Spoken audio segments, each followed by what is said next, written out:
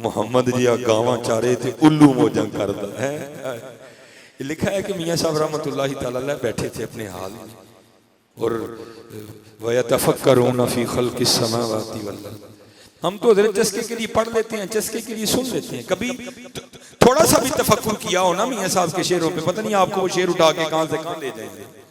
ये देखो ना हम सारे बैठे हैं, मियाँ साहब लिखते क्या, हम पे मियाँ साहब ने लिखा क्या फरमाते हैं, फरमाते हैं कतरे आब मनी दे विचू, कैसी शक्ल बनाना है यार, गौर तो करो यार, ये हजरत इंसान किसी फैक्ट्री में नहीं बना यार, ये इस तरह नहीं हुआ कि इसका सार इंग्लैंड से मंगाया हो, गुर्दे स्पेन से आए हो, दिल इटली से आया हो, ना ना हजरत क्या हुआ, वल्लज़ी युसव्विरुकुम फिल अरहामी कैफ़ यशा, वो माँ के पेट में बना दिया सारा कुछ।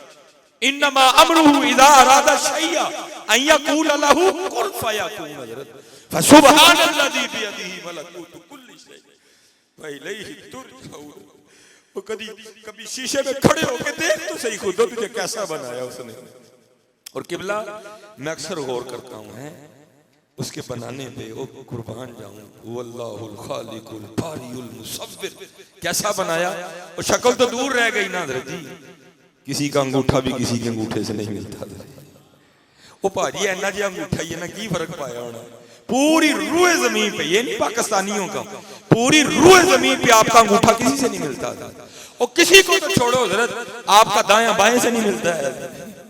मैं एक दिन एक डॉक्टर साहब की दुकान पे चला गया, मैंने वो बड़ा शीशा करके देखा और मैं बड़ी देर सोचता रहा, मालका लेना ही नहीं, की फर्क पाया किसी दी किसी ने नहीं मिलती है। फिर मैंने जब मियाँ साहब को पढ़ाना तो फिर मैं मियाँ शशकार उठा, मियाँ साहब क्या फरमाते हैं, कतराए आब मणि दे विचू, हैं कतराए आब मणि दे विचू,